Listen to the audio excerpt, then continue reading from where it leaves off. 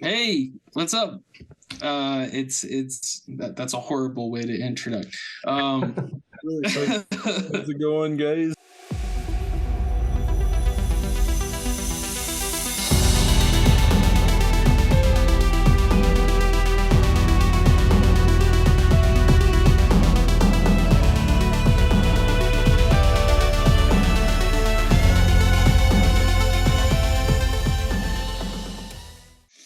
Ladies and gentlemen, welcome to another edition of the Welcome to Bleakheaven podcast. With me, the Birdman, and by the looks of it, we got the usual crew. We got Alex and Stanley on the other cam. Some of us, yeah, some of the usuals. But we also have a guest today, Mr. Stephen Philip Jones. How are you, sir? I'm fine. Well, that sounds pretentious when all three names are used. I get that. Or I'm in trouble. You know, Steven. Big trouble. I use all three names, yeah. Yeah, no kidding. I get that. Steven, if you want to just introduce yourself. Well, everybody knows my name now, so we got that part taken care of.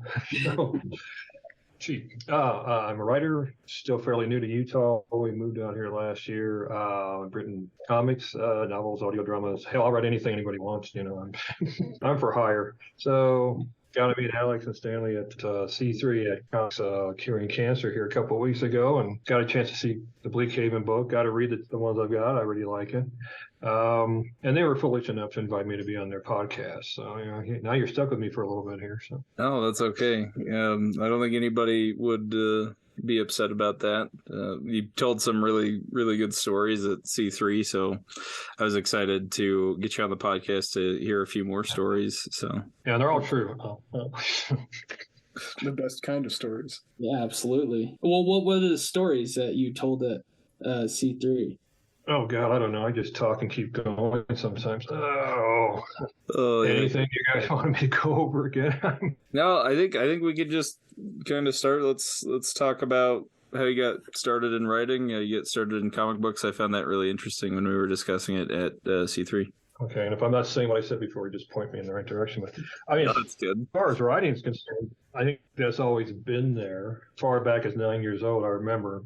I don't know why, but it's this really vivid moment in my life where I was 9 years old and it just suddenly struck me as like, I want to be a writer. You know, now I had done some things preliminary. Sometimes you just don't think or you don't know what you're doing. And I was like typing up stories and all of a sudden was like, no, this is what I want to do for my life. So from there, I just kept writing short stories, plays. For some reason, most of all, when I was a teenager, I wanted to be a novelist. Really didn't get a chance to get into comics until I was about 15. They were kind of hard to get a hold of. That's been a long time ago. That was like 75. And where I was at in the Midwest in Cedar Rapids, Iowa, there wasn't a comic book store. But all of a sudden, we could get comics at a regular basis at a bookstore in downtown.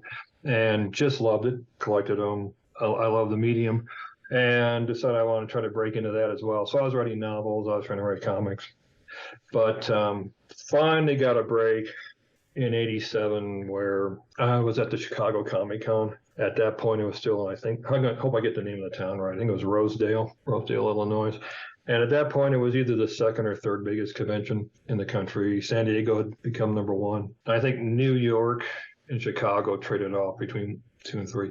But anyway, I got to meet Dave Oberk, the publisher at Malibu Graphics, and they took a series of mine called Street Heroes 2005, which sounded really futuristic in 1987.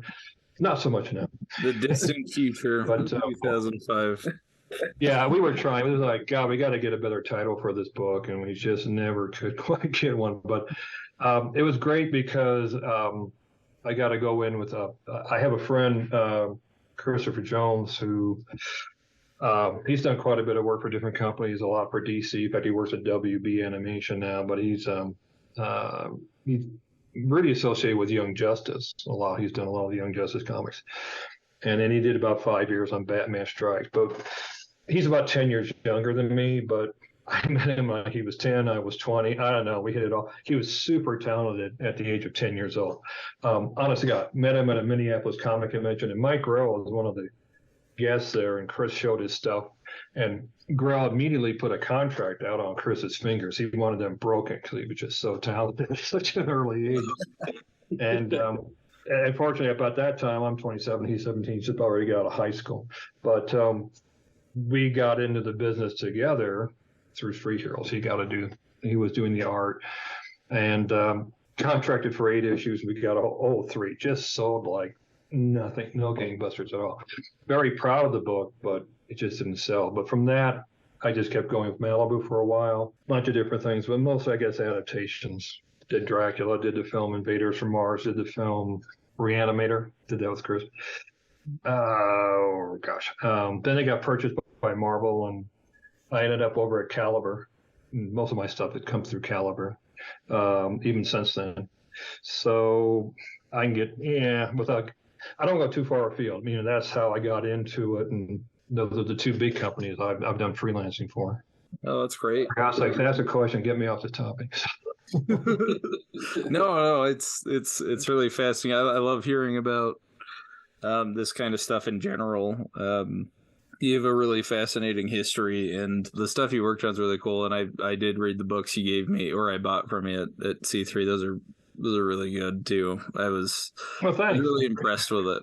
I appreciate that. So tell us more about your adaptation work, because obviously I'm a big fan of the Lovecraft stuff. So tell us a little bit about that kind of process, because you in the back of the Lovecraft book I bought off of you talked a little bit about that. So I'd love to hear more about. Oh, sure.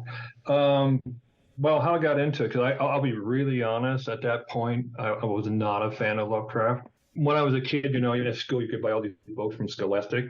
And there was a series of books that I did by Alden Norton, which are just great. They're about the old pulp stories and so on that you could buy. Anyway, there was a Lovecraft story near the Temple. And I was all 12 or 13 when I read it. And it was just like, this thing is awful. I don't ever want to read anything by Lovecraft again. And felt that way all those years. But I did see the film Reanimator and just absolutely fell in love with it. It's, I don't know. It's bloody, it's violent, it's gory. Yeah, I get all that. But it's just such a fun movie. So just fell in love with it. Well, that was 86. But almost the last thing I did for Malibu was I would always hear about stuff they were doing, and I would call up the creative director, the port editor, Tom Mason. Hey, Tom, can I get some work off of you? I just figured he dreaded getting phone calls from me or whatever. But I had heard they had gotten the rights to the film series Planet of the Apes, which, I was 8 years old when the first film. I just loved it. So I was like, I'm calling Tom, and I'm like, hey, Tom, do you need a writer for Planet of the Apes? You try to get my name in there first. And they, no, we got a writer already and stuff. I'm like, oh, okay, well, thanks. And then he goes, hey, you know what? We just signed a deal with Full Moon Productions, licensing thing. We're going to adapt some of their films. I'm like, oh, okay, well, that'd be great. I'll do something if you like. So have you ever heard of a film called Reanimator? And 20 minutes later, after I go on and on about the movie, he goes, so you've heard of it, huh? So I'm getting back into Lovecraft. Yeah, so all of a sudden, okay, well, I'm going to do this book, but when I adapt something, I go way overboard, and I do probably way too much research. And you have to remember, this time the internet's just coming in. And like right now, if you want to read Reanimator, you can go out there and read it for free on the internet. Yeah. At this point, it was very rare. You couldn't find it. I found a place called Hippocampus Press. I had a copy, so I bought it and I read it to get prepped. And after this, I was like, I was expecting, oh God, this is this guy. I really don't like to read stuff. And I read the whole story, and I've heard for years, this is awful. It's like the worst thing he ever wrote. And I'm reading it, and I'm like, well, yeah, I think it isn't great, but it's good, it's fun. It was a lot of fun. So we did that, and then I turned around and I said, Tom, maybe we should just, re-put out our own edition of these stories, get them out there. Let's try to get into the B. Daltons and stuff. And they said, fine, it was public domain. So I edited it, and I just got out of college, and I took some journalistic editing and things there. So I designed the book. And I hope nobody ever sees it. It's the worst looking thing you've ever seen. The interior art is beautiful. I don't know the guy's name. I think I'm Swedish and I can't even say his name, but he did beautiful, and six plates. They're just gorgeous. but the covers are awful. I did an awful job laying it out. And it actually got into B. Dalton's. I went in one day, and there it is on the shelf. The first thing of mine ever in B. Dalton's. I'm like, oh, God. What? But it just built from that. It was like I did those two things, and then Tom calls me up one day, and he goes, we want to adapt four stories. We want to do 4 issues, and we'll do it in color. And up at that point, Reanimator had been the only thing I ever done in color. Independent books really couldn't afford more than black and white and be profitable unless they had a lot of money behind them, like Kamiko and other places did for a while. Mm-hmm. But it just kept going. It's like I did those 4 issues, and all of a sudden that was it with me in Malibu. Things changed with the company, and it was out of business a couple of years later. But I went over to Caliber and I said, hey, I've got this thing that's selling okay for Malibu. Do you want to pick it up? Oh, sure. Did 5 more over there and started doing other things for them as well. But it just kept going, but I never really thought about it. I started when I would go to some shows, people would come up to me and go, oh, you're the Lovecraft guy, ain't you? And I go, if that's going to get you to buy a book, okay. I'll take it. So, that might. So, and I will freely admit, since then, I've read everything, all the stories, and virtually every story that Lovecraft wrote and so on. Mm-hmm. My opinion of it is raised much higher. I'd have to call him an influence on me in some ways. So that's how that happened, just completely by accident. It's been fun. There is at least one more. We are adapting Call of Cthulhu, me and a guy named Trey Baldwin in Iowa, really good artist. If I had to guess, maybe that'll be out next year, maybe the year after. Because Trey has to make a living, he can only work on it when he can work on it. Yeah. I know it's a third of the way done. We understand that. I am really looking at that. That was a lot of fun. Going back to Lovecraft, I had kind of a similar experience. I never read any of his works until I was, I think I was probably already an adult by that point, like late teens. But I grew up in more of this religious community and sort of thing. Lovecraft wasn't talked about. I just didn't know who Lovecraft was, and when I talked about it with certain people, or when it ever came up, it's like, oh, that's bad. It's like you'll summon demons with it, It took me a minute to find Lovecraft and start reading his stories. I actually didn't know he did Reanimator until this year, actually, is when I learned that those were originally his. Whoa. But the more I learned about Lovecraft, the more I realized he wasn't necessarily a bad guy. Those inevitable horrors are things that he felt all the time, and he was just putting that down on the page. And I think that's a really interesting perspective shift. I end up, I think I admire more than some of the folks that really. One of the persons that's very helpful to get this whole thing going, and I'm sure he's considered currently the greatest Lovecraft scholar alive, at least right now. A fellow named S.T. Joshi. All this stuff. He's re-edited all Lovecraft's work, everything that's coming through Arkham House now. He re-edited. He's written like 3 biographies on him. He's done a lot of things for other writers as well. Very intelligent guy and super nice. Honest to God, none of this would have happened for me after Reanimator if not for him. I forget how I got his name. I think when Tom Mason said, let's adapt some stories. This would have been, like I said, 1991. And at that point, there was a huge question. Who owned the rights to Lovecraft stories? And I don't want to go into all that. It was a huge mess. Now it's kind of public domain. There is an estate. I think like a great nephew of his is in charge of it. And they're super nice to me. I mean, I suppose we could adapt their stories. Anyone now, and probably nothing would happen. I'd rather call them and go, hey guys, can we do this? And always worked out. Always fine with them.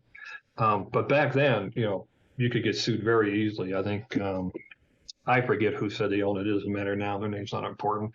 But I was like, at first I even called Tom up and I said, none of these stories are in public domain. We can't touch them. And we had just said like, okay, well, it would have been a great thing to do, but we can't do it. But somewhere along the line in all my research, somebody got me in contact with S.T. Joshi. And he said, yeah, it's very questionable. He goes, but there are definitely a number of stories that are public domain. None of the great classic ones like Call of Cthulhu, Color Out of Space, Charles Dexter Ward. He goes, but there's a lot of his early stuff. And he sent me a letter. He goes, and if anybody gives you any garbage about this, you tell them to get a hold of me because I have the original publications. I guess somehow because they were published not in Weird Tales first, like a lot of his stuff was later in life, but because they came out through amateur journals, they were open game.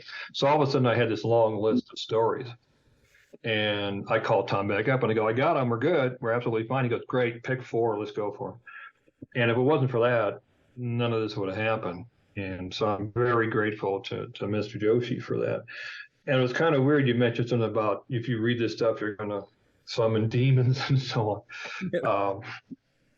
Way back in the 80s, I picked up a book. Other people have written all these copies of what, his book, the Necronomicon. They say that it's true. There is no real Necronomicon. He made it up. Just face it. But folks have written these up, and there was a paperback edition. I was like, hey, that's great. I can use it for research. There's some cool sounding spells in there that aren't going to raise demons, but sound really good if you put them in a story. And I'm awful with names. I wish I could remember his name because he's a really cool guy. He was a Wiccan. He was a witch. He was a priest in their religion. And not all Wiccans are evil witches or so on. It's an actual religion. Yeah. And he was in that. And we were talking one day, and I go, hey, I found this copy of this thing. And even I knew that it wasn't real. He wouldn't go near it. He wouldn't touch it. He said, no, I'm not. No, this is bad news. I'm like, you got to be kidding. This is no, I'm not touching this. Like, okay. So there are people who are generally scared of this book that doesn't exist.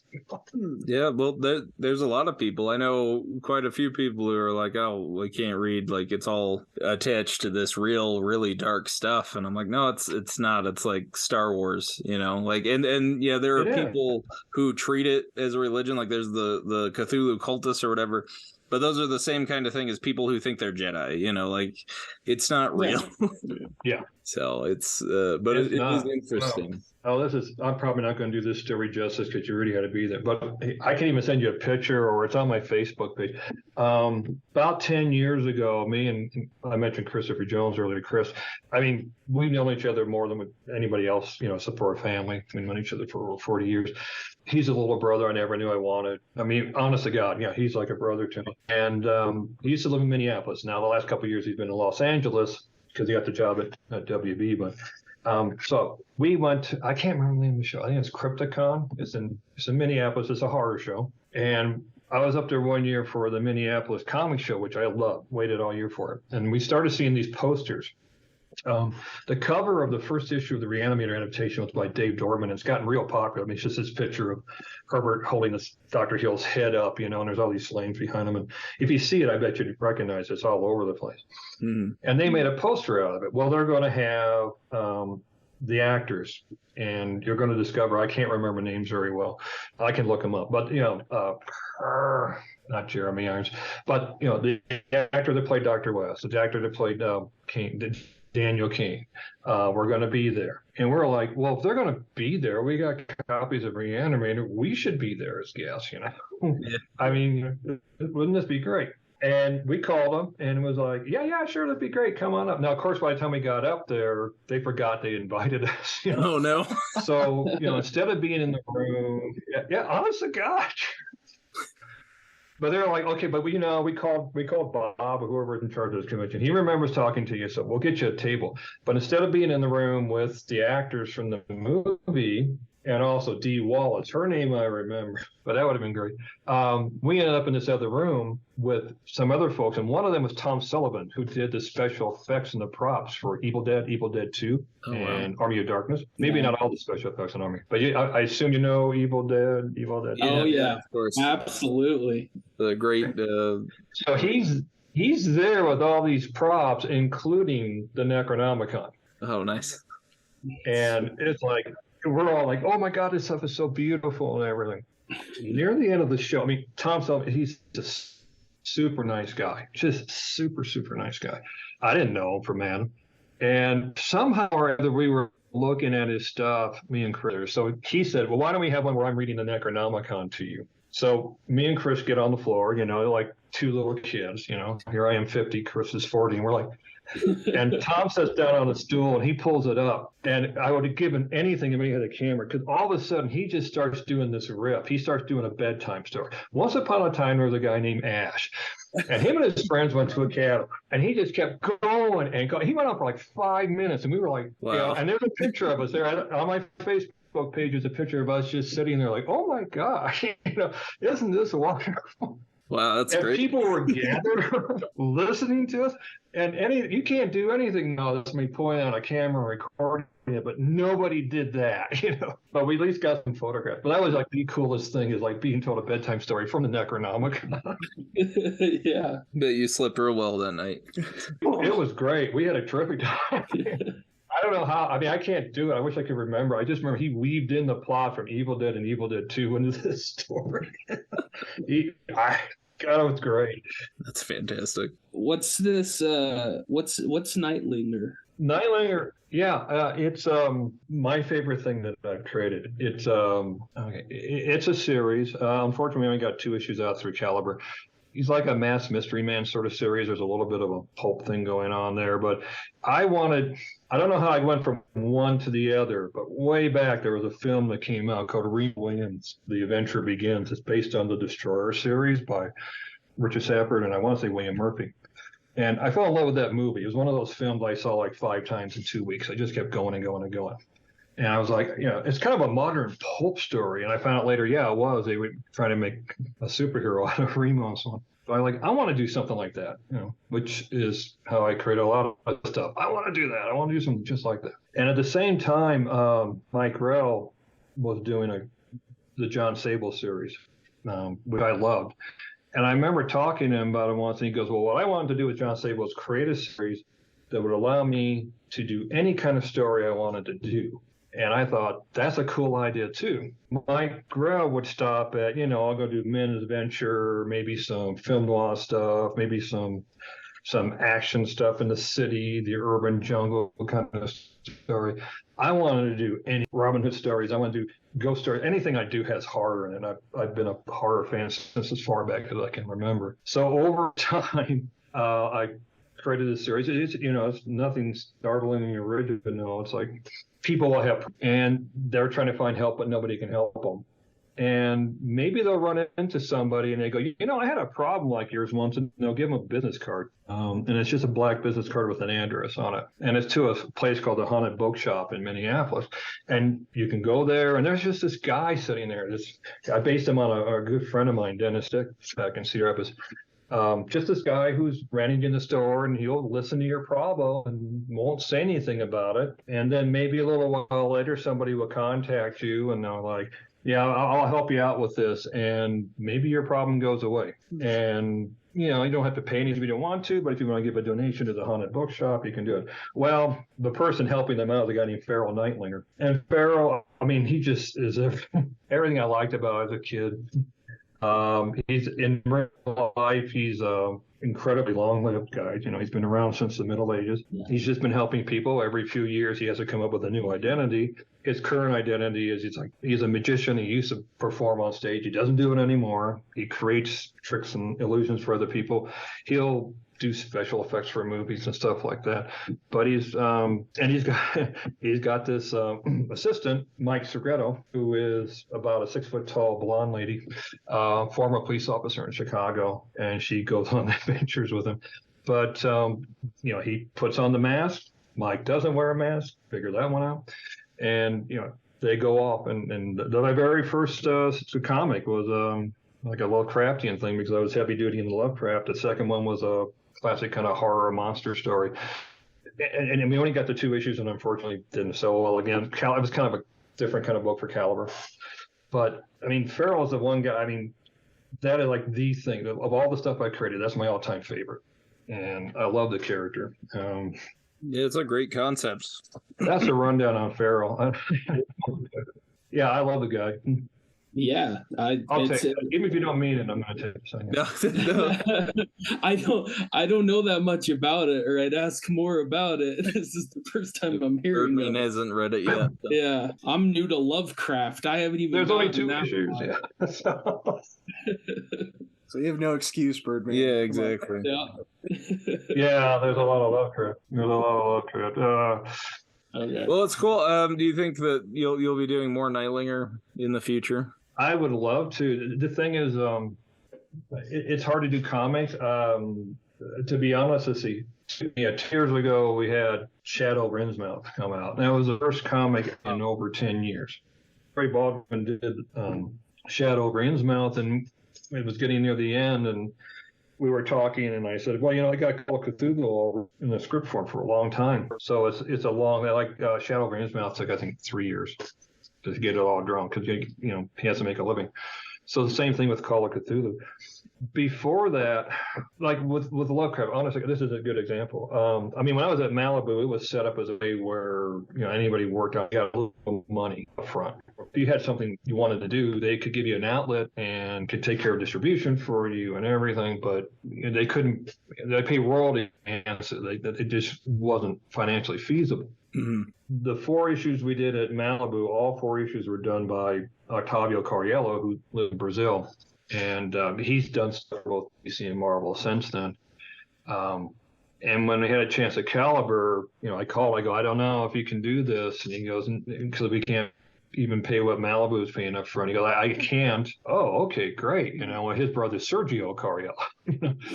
So, yeah, I contacted him. And he was like, yeah, I'd love to do this. And it worked out where Fever School worked with them. And he said, you can make this like your final project. And he was able to bring some other guys in on it. So, I mean, that worked. And then all of a sudden it was like, well, we got to find other people. I honestly got on the phone and an artist named Rob Davis, who did a lot of work on Star books, and he's a friend. Great, sure, I'll do an issue. Okay, terrific. Knew an artist named Wayne Reed, who's worked in animation for years. He was at Chicago Con. We just met. Yeah, I'll do one. Not only that, he did 2 issues of Nightlinger. We did a 2-issue Sherlock Holmes story, Adventure of the Opera Ghost. We co-created a graphic novel together. That one worked out. All of them was great to work with. But it was like back then, I could find guys to work with. They were willing to take that chance. Trey is willing to take that chance, and I think Shadow over Innsmouth is, worked out all right for him in that regard. But I honestly, you just can't anymore. And I understand the situation. It's just, everybody's like, well, I got to get paid up front. And I go, I can't. I don't have that kind of money. Caliber can't do it. Because trust me, I would love to do more Lovecraft, for example. And I got other things in mind, including Nightlinger. I would love to do more Nightlinger stories, but I don't have an artist to work with. I can do stuff on my own, but Nightlinger's more a comic character. I don't really want to do novels and things with him at this point. I probably couldn't find a place to publish him anyway. The market's changed so much. That's been one of our struggles too, is figuring out how to get artists accommodated properly. And it's tough. I mean, it's harder for guys trying to break in, which is a little sad because when I was 20, we actually put out a book, a little anthology called Quasar, and you had to pay all this money. All those guys were nothing up front, but you had to pay for things, the printing and so on. And if you didn't sell enough, you couldn't do another issue, and that happened with Quasar. If you ever see it, maybe that was a good thing. It was the first attempt without the printing cost. And I was like, well, that would have been great years ago when I had access to artists to be like, hey, let's do some work, guys. But now that I have access to could get this stuff out for free and find the artists. And then it is tough, but I understand where they're coming from too. But at the same time, I'm going to do the work because I'm not going to get paid. You could do some work and maybe get paid. Or down the road, you get more stuff out there. I think that's shot. I'm also not getting paid for this. We can just make something and make a name for ourselves, or get more stuff out and build up to it. Like you say, get paid. It's hard to take that risk, and I get that too. It is. It's just like, is it worth? Like I said, down to Trey, it's worth it to him because he's getting stuff out, and that he has a comic out now that he wouldn't have had out, and now he'll have another one here in a couple of years or in a year. I don't know. It's hard to estimate. Founder Gary Reed, unfortunately, he died way too young back in 2016. I would hear him say it to people. I mean, even professionals would come up and go, I need to get this page rating. He goes, I can't afford that. He goes, but you're going to make money. Well, he'd always come back with, well, if you're sure going to make money, why don't you do the art and we'll put it out there for you. We'll take care of the printing costs and everything, and you'll make money. So if you're sure you're so sure you're going to make money, let's go for it. Never had a good answer from the artist. It was like, I agreed with that. I'm of a mind like, hey, if I could afford to pay you, I would gladly do so, but I can't. But if you want to get something out there and maybe get a name, what can you do? It's kind of a catch-22. Yeah, I agree. That's kind of my thoughts on it too. Because we have some really good artists. It's been hard for us to make sure they feel accommodated. We're just trying to keep persistent and keep putting out books as we can. So it gets frustrating because it comes out so slowly, but it's better than it not coming out at all. And if something catches on, then that investment is worth it. So, definitely hang in there. It's coming out slowly, but I know it's going to come out the best it possibly can. And that's our charity book as well. And it's really important to us that book is done as well as it possibly can. Yeah. All I can say is keep trying. I mean, I was going to say, Night Linger is my favorite thing that I've ever created. There is one thing that comes really, really close. And I don't want to go through the whole backstory or whatever, but it's completely different. In fact, people who've known me for years, it's like everything else that I really like in the world that you guys don't know about, it goes into this series called Max Q.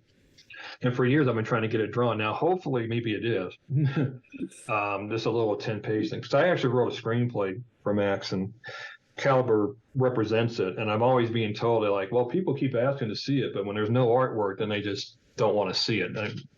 Hollywood, yeah, great. And nothing's ever going. I mean, maybe it would. I don't know. But I always take the opinion it won't happen. But for years, I'm like, okay, came up with a little 10-page story. Finally found an artist who I could afford. The only reason I'm ever going to get this done, I mean, he's a really good artist. His name's Vince White. I think he's out of Singapore. I hope he is. Met him through another great guy named Jerry Hines. And it's just like, well, I can draw it for this. And I'm like, I can afford that. And it's a book that's 10 pages. It's never going to show up in a comic. It's going to go on the Caliber website. I'll put it on Facebook. I'll put it on anywhere. I'll put it on my website. Go here. If you want to read it, here it is. But, and it's only 10 pages. Even at the page rate he's taking, I couldn't afford like a full length book, 21, 24 pages. Yeah, but for this, it's like, this is really special. This is something I wanted to see for years and years. I'm willing to pay this money for it. That's really cool. I'm excited to read it. I'm excited for it to be read. Trust me. But it's it's like I said, it's like people look at it like this is stuff you like too. Yeah. No monsters, no horror, no superhero or nothing in it. Just a story. Well, that's very cool. Sometimes those are the best projects to have. It's nice to have a variety. I'm sure as a writer, you understand that as well. Yeah, it is nice. We've been talking comics, but I've written novels. I've had a couple audio dramas produced. I'll write anything. I mean, I even enjoy writing marketing. I haven't got a chance to do very, very much of it, but I was trying to get into that for years, to make a living. I just like working with words. So, and the variety is always like, well, I'm writing a comic book. I wish I was writing an audio drama. I'm writing an audio drama. I wish I was writing a novel. You always want to work on something else. But it's nice to have those options. Go ahead and tell us a little bit about your other books. Novels? Oh, well, there's those, and I'm very influenced by short story writers. I've never been very desirous to write those, but recently I have been. So, like the most recent thing I've had out is as a short story, and I'm looking at the book, so I remember the name of the cover. I'm not a gamer, but Fantasy Flight Games has a game series called Arkham Horror, which, lo and behold, Lovecraft again. And so I have a story. Yeah, they have a new game or a new edition of the game called The Scarlet Keys. And they had a book come out here, but it's an anthology they're using to promote. And I have a story in there, Arkham Horror, called The Secrets in Scarlet, and it's their character. It was really interesting to write this character, but I got a chance to do that, and I've been getting more into the short stories, and they all tend to be pulpish. I don't think I can say the name of the character, but the guy Lester Dent, who wrote the Doc Savage series back in the day, back in the 20s and 30s. He had a lot of characters, and one of them, I'm not sure how to pronounce the publisher's name, is PRO_SE. So it's prose split right in the middle, but PRO_SE, I think.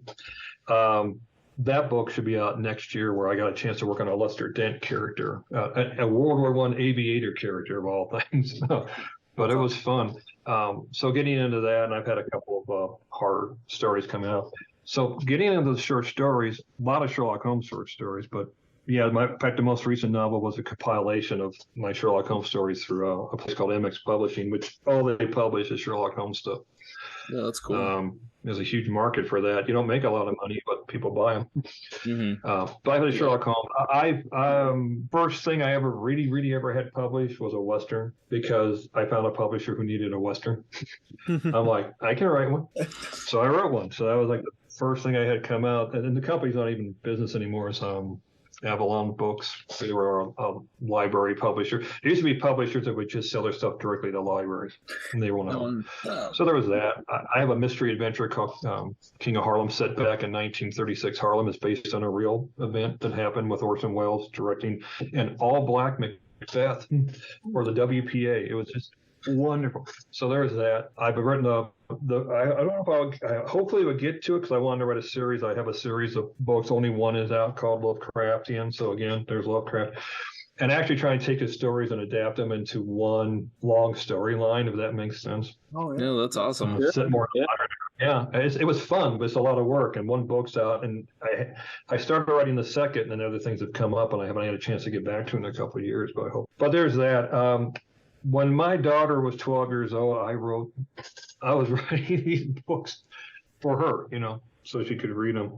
So it was like 3 books. One through a company called Actionopolis, Shannon Denton, who works a lot in animation. He works out in Hollywood. The website's still out there. There's a bunch of Actionopolis books they created.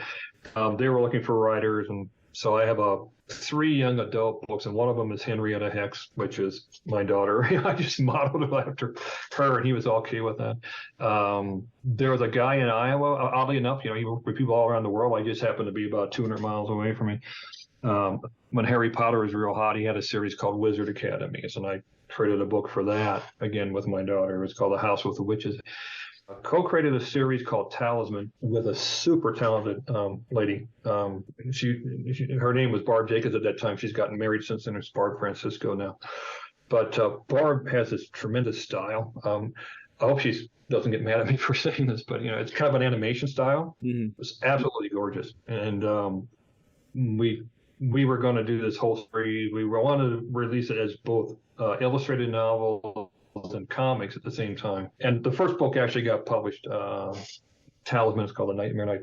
And then Barb did a series. I only did the scripting. I mean, she wrote the story and everything. And she put it out as a webcomic called Return of the Exile. And that got published. Caliber actually publishes it as a graphic novel. So Talisman, that was like the last comic I did back in the mid-2000s. But really gorgeous artwork. I forget. I also do nonfiction stuff. I got a book. I think you guys saw it. It was on comics writing, because I taught some comics writing classes back in Cedar Rapids. And I also have a book through McFarlane Publishing novels and his other stuff. So I'm kind of all over the map. That's all right. Again, variety helps a lot. So yeah, absolutely. It is. Yeah, it's fun to do. So that's so there's that stuff and the comics, and I don't get to do audio dramas anymore, but that was fun when I got a chance to do those. So I was interested about the audio dramas, because we have an audio drama as well. Yeah, Daniel Blake, is that it? Did I remember the name right? Yes, you did. Yeah. And we're still working on that. I've listened to one episode. I didn't have more time than to listen to one. Sorry, but well, that's okay. It's I'm honored to even listen to some. Trying to delve into more long form writing in general, and Alex and I have been talking about trying to adapt it into a proper audio drama as well. The nice thing about the audio book is, you get a chance to hear your stuff come back at you. Mm-hmm. And I can't pinpoint to say, okay, this would be what good or bad about something like that. You have to do that yourself to a degree. But because it's out there, you can listen to it, and if you listen closely, you'll pick up stuff. And like, oh, I could have wrote that differently. I could have handled that. I just did that with the story for the Secrets in Scarlet. That came out in an audio, and they supplied me with a link. So I went out and listened to my story, and I was like, oh, that's a little long. Oh, that's a real run-on sentence. But at the same time, I was like, yeah, that ending popped. I love that ending. I think it's a great way to learn to do that. The audio, I mean, if you can do the audiobooks, I think that's great because there seems to be a market for the audio stuff now, which is great. When I was a kid, I mean, only some weird ones of us would listen to old time radio and things, and now it seems to be much more acceptable with the podcasts and so on. But they're tough. They're tough to produce. I mean, they're real gratifying, but I mean, if you're going to do the actual production and editing and cleaning up the tape and adding music, if you want to add music to it, I think it's well worth it, but just be prepared. It's not the easiest thing in the world to do. That's what we've been talking about. Is like that's a lot of work. It is, and even finding the actors. After I did the 2 audio dramas for it was for Jim French Productions, Imagination Theater, which is still going today. They still produce stuff every year. Some friends of mine, I mean, really talented guys, Paul Henneman in Cedar Rapids, he makes films and animation and pretty great stuff. We decided to give it a try, and we just did a 5-minute sample. I took the first Lovecraft thing I ever did, The Lurking Fear, and it was like, well, we know 2 guys that could act. We'll have them come in. We did 5 minutes, and it was like it's just kind of a test thing to see if we could do it and maybe see if anybody would be interested in it. And we found out that ain't going to work. But just that 5 minutes was tough. It was very rewarding. Every once in a while, I pulled up and listened to, and was like, yeah, I like to hear the whole story. But if you can do it, I really recommend it. I think it'd be great. And you just love hearing your stories adapted that way. Yeah, I'm interested to see how Daniel Blake turns out in general. It's one of my favorite stories. It's actually connected to the comic books you read as well. Mm-hmm. So it takes place again in the 20s, sort of a Lovecraftian setting. But it's very, very heavily influenced by Lovecraft in general, which if you listen to any of it, I'm sure you could tell. A little bit in that first one. And I hope to get to hear the rest of it. But yeah, I mean, even audiobooks, I think that's great. If you have more, because I know you have the podcast, you have the audiobooks, you have the comics. I mean, the more you can get out there, the better. You're making a footprint out there, and I would just encourage you to keep doing that. Yeah, that's been our thought. We had Walden again. I brought him up before. We had him on, and he's once we got in touch with him and started talking, he thought we were a lot more legit than we were. So it's been working out for you're us. You're legit. I know what you mean, but you're legit. I appreciate that. Thank you. I think Denny O'Neil said this, or Steve Gerber said it. It may be right. Of all your work, 20% is like, I'm real proud of that. Mm-hmm. 60%, it's okay. I try. You always try your best, but it's like, yeah, it's okay. I did all right. And then 20%, oh my God, burn it. Just get rid of it. And that's just the way it's going to be. Mm-hmm. So you got to put it out there and just realize some of it's not going to be so good. And I can certainly do that. There is stuff out there I've done where I just, oh my God. One licensed product I did, and I love the series. I like the movie, but I love the series. Was Alien Nation, and I did a 4-issue thing. I thought I was supposed to be doing more than that, so it has this real strange, unexplained ending. And like, am I going to do more than this, Tom? Nope, no. But it is the worst thing I ever wrote, and it's out there, and it's on a licensed product, and like there's no way around it. I mean, it's just there, and I've never made friends with it, but it's like it's there. I tried my best at the time. Yeah, what can you do? Well, and I think it's important to produce it in the first place, even if it is garbage. Obviously don't intentionally try to make garbage, but even if it doesn't come out the way you want it to, or whatever, you still did it, and I think that's what's been important to us. I don't know, Alex, do you have any thoughts on it? Oh yeah, no, I definitely understand the most of your work just comes out good. Yeah, it's good to hear that other people also think that way. Yeah, people who like I said, I never saw the great Alex Holt Batman story. I'm sure I would go absolutely crazy if I saw it. It would be great. But I know other artists, and they've just sat there and like, yeah, I wasn't real happy with how that story came out, and I'm like, God, this is really beautiful. Trust me on this. And the other people will tell them. But that's all you can do. Do the best you can do. If it ain't the best, I mean, I don't like alienation. It's like, well, I didn't cheat anybody. I wanted to do the best job I could because it was a TV show for like 1 year on Fox, the Fox network, right after it first came out. And it was a pretty good movie with James Caan and Manny Patinkin. But I really love that TV series.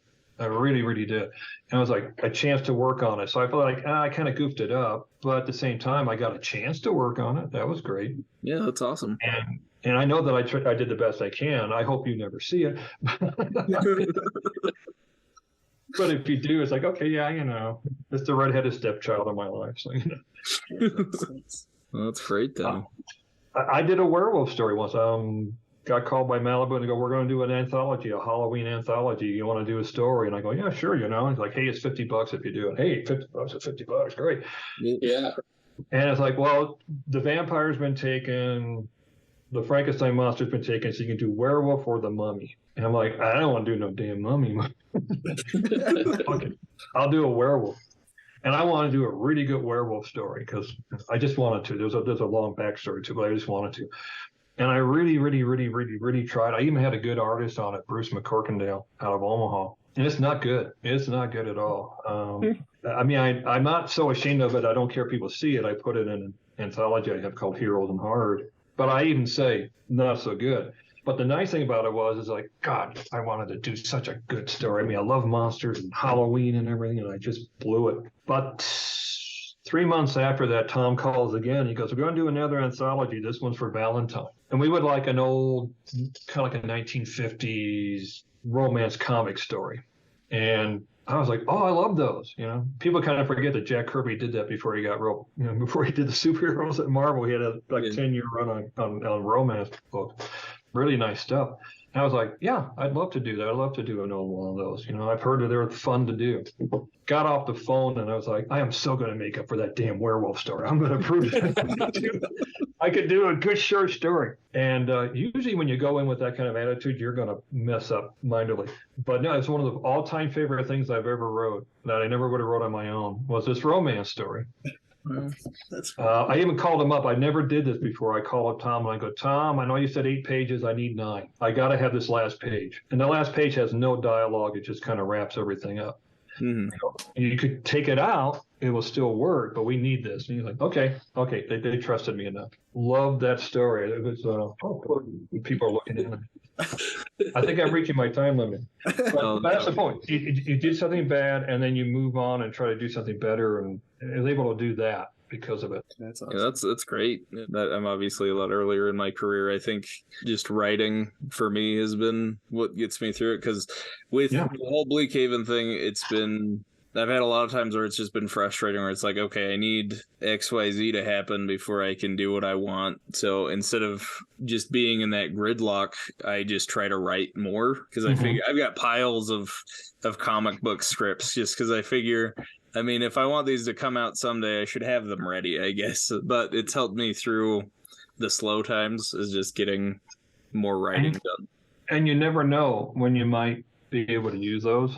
Because I mentioned the short stories earlier, and there's one thing that's happened because of print on demand and so on. There's anthologies that really exploded again, at least from what I can see from my viewpoint. They were kind of dying, but now all of a sudden people put them out, and there's, if you keep an eye out on the internet or whatever, people will be, the editors will be asking for them, and it's like, well, we need this kind of story, or we need that kind of story. And I think it's Castle Bridge Media out of Colorado. They just put out a thing last year. They have a series called Castle Horror, and they just come up with these different themes. My favorite is women running from castles. I think that's the greatest. And it is. It's just those stories like you saw in the 70s where women, those covers where women were just running from haunted houses and stuff. But they have one called Love Gone Wrong. They go, we need stories, has a supernatural quality, but love just totally goes wrong during that. Lo and behold, it's like, I have a story I wrote years ago. Could never sell to anybody. And I just sent it to them, and they're like, perfect, this is what we're looking for. And actually, it's gone in 2 anthologies altogether. But that was just sitting there, and I sent it off, and it was, got taken, and I think I made $25 off of it or whatever. These are small little anthologies. But it's like, it was there, it was ready to go. So you never know. I mean, it could be months, it could be years, but somebody may go, I need a comic script or something, and you may have one just sitting there ready to go. Yeah, I think that's really good mentality to have. I think just doing it helps, and just being able to, have this stuff ready and then take the opportunity. Because I'm also editor on a lot of books. Our young adult book we're doing, I asked my friend Donald. You met Donald at the Yeah. C3. Yes. I asked him to work on it about a year before we even got this first book funded and ready to go, because I just wanted a young adult book, because I figured we're going to do comic books. We should do comic books. So he's coming up with the concept, and then I was able to get in contact with Stand for the Silent and everything, and we were talking about what we could do, and I was thinking, well, Donald's been working on something with that the themes work really well with what you guys are doing. We could do a book for you. Yeah. And it's been really cool to be able to take a lot of opportunities and just put some more stuff out there, and we're slowly building up steam, so I'm excited about the future. Yeah, and it's a real worthwhile project. So yeah, I was interested to hear more in depth and get maybe an endorsement for our books from you about what you thought about the comic books, and even Daniel Blake, if you since you I've only had one Daniel Blake, but I recommend it, and I'm looking forward to hearing more of that. No, the books, I'm not going to remember all the characters' names. I like them very much. I think the art looks pretty good. I'm intrigued to learn more. I mean, what it is, like, I read the 2 comics, and it's like 4 issues, like you said, 4 short stories put together. And it's like, I want to know more about what's going on in Bleakhaven. I don't remember the fellow's name in that first one, the guy who has kind of skeletal outfit. Scullivan, yeah. Yeah. So I thought there was going to be more with him. I'm like, oh, okay. Well, I hope there'll be more. I want to see that character. I thought he was interesting. There's plenty more with him coming. That's great. I'm glad that it had the effect I wanted, because it is just a draw. Those are supposed to be hooks for the main story. Yeah, I'm thinking there's more to the lady who looked like she was going to get sacrificed and got turned into like, yeah, I want to know more about that too. So no, I found that intriguing. I liked it. I think it was a good work. Oh gosh, what are those 2 guys' names? Brick and Wolf. The short guy and the bigger dude. Dang it! See how bad this is off on. That's okay. That's Brick and Wolf. Okay. Yeah. I was enjoying that, but I've got this like small taste of. I only got that's all the stories I've seen are those 4, and I wanted to know more. I think I told you they kind of reminded me of, and I really mean this as a big compliment, because I love the series and I love the artist. Got Phil Hester, who's worked for everybody, had a series called The Wretch. It was originally called The Creep, and they're just a bunch of small little stories like that with this really unexplained character who pops up to save the day over and over.